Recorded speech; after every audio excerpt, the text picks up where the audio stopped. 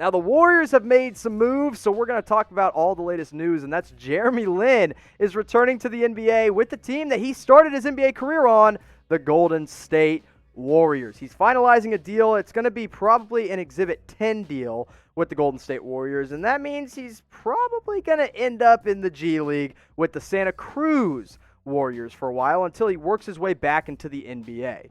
Jeremy Lin has made it known that his goal is to get back into the NBA after spending last season with the Beijing Ducks in China, and he honestly put up great numbers in his time there. Over 20 points per game, 5 boards, 5 assists. Didn't shoot it all that well, but in a league where he has to shoot most of the time, I think the efficiency and the percentages can be a little bit overblown. And now remember, this is just an Exhibit 10 deal. And you're like, Jimmy, what does an Exhibit 10 deal mean? It means basically, if he gets cut from the roster, he goes to the G League team and he'll make a little extra money than he would if he just signed a G League deal. So he's going to work his way back. So you guys can grade the signing for the Warriors. A, B, C, D, or F. I mean, Exhibit 10, you get a chance to prove yourself and he gets a chance to really work his way into a rotation.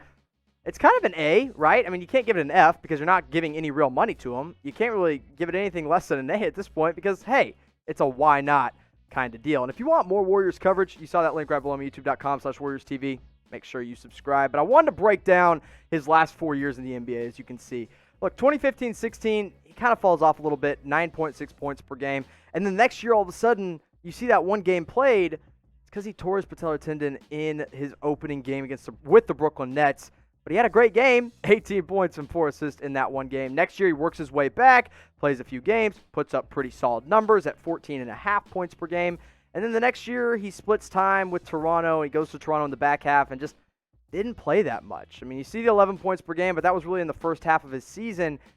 And then when he went to Toronto, he kind of faded off. And then after that, he's been in China ever since. Now, for the Warriors, let's say this works out, and let's say Jeremy Lin becomes somewhat of what he was before the injury, then they get a solid backup, and they don't have a lot of those right now.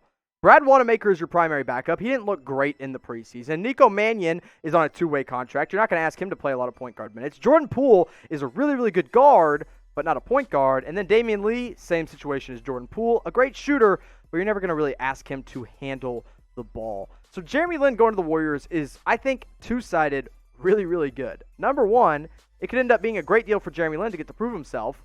And number two, I think he could work his way into the Warriors rotation if he proves that he's healthy in the G League. So as we go into next season, as the Warriors get set to tip off the regular season, with only 2 true backup point guards on the roster in Nico Mannion and Brad Wanamaker, who should be the primary backup next season? Type BW for Wanamaker, NM for the second-round pick, Nico Mannion, or if you're a big-time believer in Jeremy Lin, type JL in the comment section. A last little bit of Warriors news for you here. I just kind of wanted to play into this because it actually goes along perfectly with the Jeremy Lin signing. They ended up waiving 3 guys today. Caleb Weston, rookie at Ohio State, that is not going to make the final roster, but he'll probably spend time in the G League.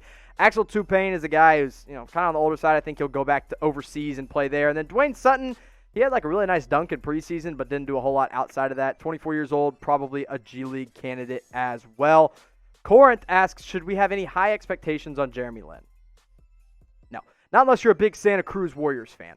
Listen, at the end of the day, Jeremy Lin is being signed on to kind of to prove that he can still play in the NBA, and at least at the G League level. Now, the deal isn't finalized yet. He still has to work some kinks out with stuff over in the Chinese League. He has to get all that out of the way, and then he can join the Warriors for sure. But high expectations is a bad phrase. Maybe he works his way into playing a couple games in the NBA. But to have any high expectations of Jeremy Lin outside of playing in the NBA G League is just a little bit unfair. So, Corinth, I'm going to say no. You should not have any high expectations for Jeremy Lin this year.